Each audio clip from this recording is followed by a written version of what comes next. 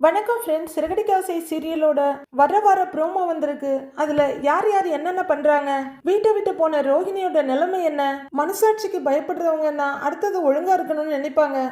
ஆனா ரோஹிணி எதுக்குமே கட்டுப்படாத ரத்த காட்டேரி மாதிரி அடுத்தவங்க என்ன செய்ய போறாங்கன்னு ப்ரோமோவில் பார்க்கலாம் ஃப்ரெண்ட்ஸ்.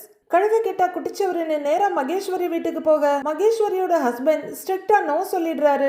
மகேஸ்வரி அதை சொல்றதுக்காக ரோஹிணி கிட்ட வர அதை ஏற்கனவே கேட்டுட்டு ரோஹிணி, பரவாயில்ல நீ இதுவரையிலும் பண்ணதுக்கு ரொம்ப தேங்க்ஸ் அப்படின்னு சொல்லிட்டு நேரா ஏற்கனவே கருவேப்பிலை மாதிரி தூக்கி போட்டிருந்த வித்யா கிட்ட போறாங்க.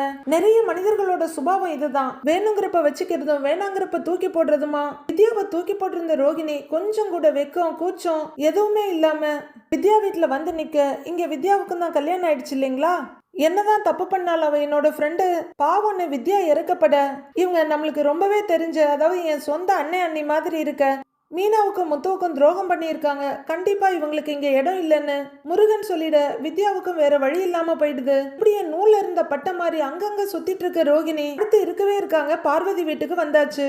பார்வதியும் பிச்சை போடுற மாதிரி, இந்த பணத்தை வச்சுக்கோ, இப்ப நீ அடைக்கலம் கேட்டு வந்திருக்கிற, ஆனா என்னால உனக்கு எதுவும் பண்ண முடியாது, உன்னைய நான் என் வீட்டுல அடைக்கலமாவும் வச்சுக்க முடியாது, நீ பண்ணின இந்த தப்ப எந்த குடும்பத்திலயுமே ஏத்துக்க மாட்டாங்க, அதுல விஜயாவை பத்தி சொல்லவே வேண்டாம், நீ பண்ணினது ரொம்ப தப்பு, தயவு செய்து இங்க இருந்து போயிடுங்கிற மாதிரி சொல்றாங்க பார்வதி. ரோஹிணி இந்த நிலைமையில கூட அவங்க செஞ்ச தப்ப நினைக்கவோ இல்ல அதை பத்தி வருத்தப்படவோ தயாரா இல்ல, அதுக்கு ஆப்போசிட்டா என்னோட இந்த நிலைமைக்கு முத்துவும் மீனாவும் தான் காரணம், அவங்க எப்படி என்ன வீட்டை விட்டு கதற துரத்தினாங்களோ அதே மாதிரி அவங்கள அந்த வீட்டை விட்டும் குடும்பத்தை விட்டும் ஏன் முடிஞ்சா ஊரை விட்டும் கூட துரத்த போறேன் அப்படின்னு ரோஹிணி சபதம் எடுக்க, இந்த குண்டாவை தனக்குள்ள போட்டுக்கிற அண்டா வில்லி அதாங்க சிந்தாமணி ரோஹிணிக்கு ரொம்பவே சப்போர்ட்டா இருக்காங்க. நீ நினைக்கிற எதை வேணாலும் சாதிக்கலாம், அதுக்கு நான் உனக்கு பக்கபலமா இருக்கேன் அப்படின்னு ரோஹிணிக்கு சப்போர்ட் பண்ணி எல்லா ஹெல்ப்பும் பண்றாங்க.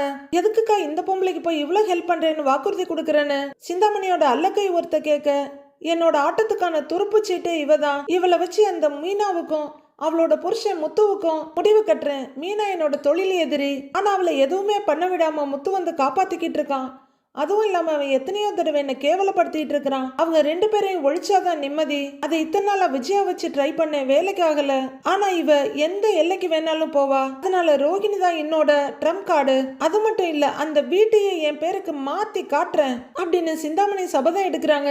அவங்க ஏற்கனவே கட்ட பஞ்சாயத்து ஃபோர்ஜரி வேலைன்னு நிறைய பார்த்தவங்க தான் இப்போ அவங்களோட ஆட்டத்தை அவங்களோட ஃப்ரெண்டுன்னு சொல்லிக்கிற விஜயா வீட்லயே ஆரம்பிக்க போறாங்க. அடுத்து என்ன நடக்க போகுதுன்னு பொறுத்திருந்து பார்க்கலாம் ஃப்ரெண்ட்ஸ்.